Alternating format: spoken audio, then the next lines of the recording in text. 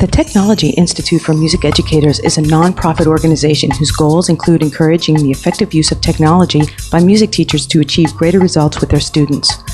TIME was founded in the summer of 1995 to address the following areas. It was an exciting time. It was breaking new ground, and met a lot of great people, and it was a terrific experience for me. We brought everybody who was anybody in 1996, I guess, it was 6, to a weekend full conference just to decide what time was going to be.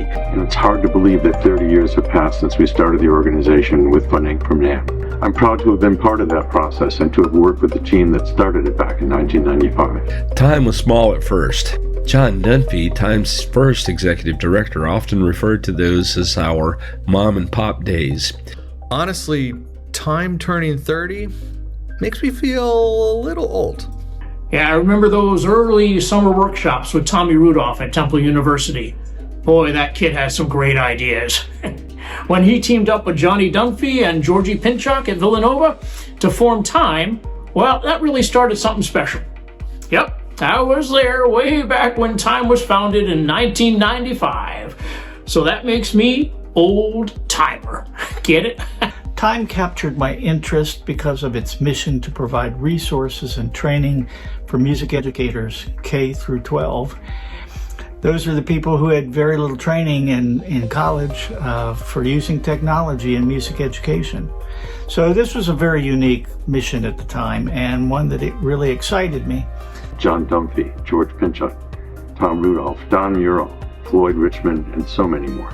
During this time, these teachers interacted frequently with one another and often compared notes. The big question was, what should music teachers know about music technology? We first started back in 1995.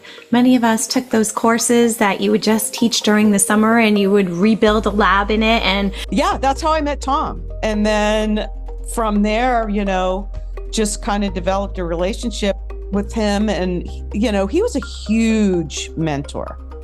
I would say he was my biggest mentor.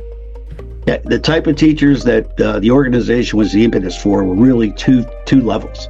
There were the people like you and me who were the pace setters. And so, but I would say 80% of the teachers were this is my first experience with computers. Initial funding for TIME came in July 1996 through a grant awarded by the National Association of Music Merchants. TIME moved quickly to establish.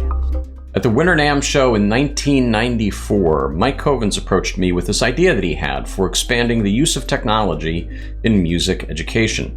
Due to Mike's tenacity and the support of the majority of the NAMM board, here we are 30 years later celebrating Mike's vision come to reality. And while it was controversial at the time, history has shown that we are on the right side. I first learned about TIME shortly after the funding happened, and I was on my way to the Nashville Summer NAMM show, where I was invited to be on their advisory board. From joining the advisory board then to helping them publish multiple books and then taking the helm as executive director. I was 28 years old then, I'm 56 now, so I've been involved with TIME literally half my life. Mike Lawson, keeping TIME alive. I was there. I know it was not easy to do. So it's very inspiring that you have kept this alive due to just your belief in the organization and the cause. When I was in high school, I remember one of my band directors saying that there was a new organization on the block called TIME that was teaching music teachers how to use technology. And as a young electronic music fan, I thought that was really cool. That's where I need to be. For the last 13 years, I've been doing music tech full-time, and at first, I really had no idea what I was doing. TIME gave me a network of resources and friends and experts to help me in my career. If it hadn't been for TIME, my career would be in a totally different place than it is now. Over 30 years ago, when I was a kid fresh out of college in New Jersey, I was trying to figure out how to incorporate the tech that I thought was so cool into my elementary music class. One day I randomly got a newsletter from TIME, and I discovered I was not alone. Music educators, in general, are a pretty great group of people.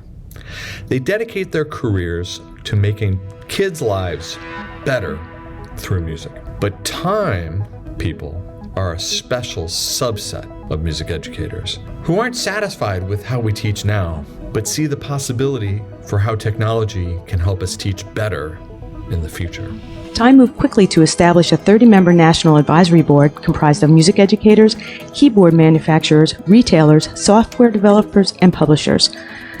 It is with great pleasure that Yamaha Corporation of America joins you in celebrating your 30th anniversary. We are proud to be one of your founding partners on this journey. We applaud and support the work that you are doing to bring more students into music making.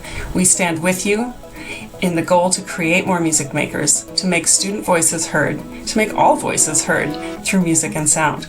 It's not just teachers, and it's not just the industry. It's one of the few hybrid organizations that you'll ever find.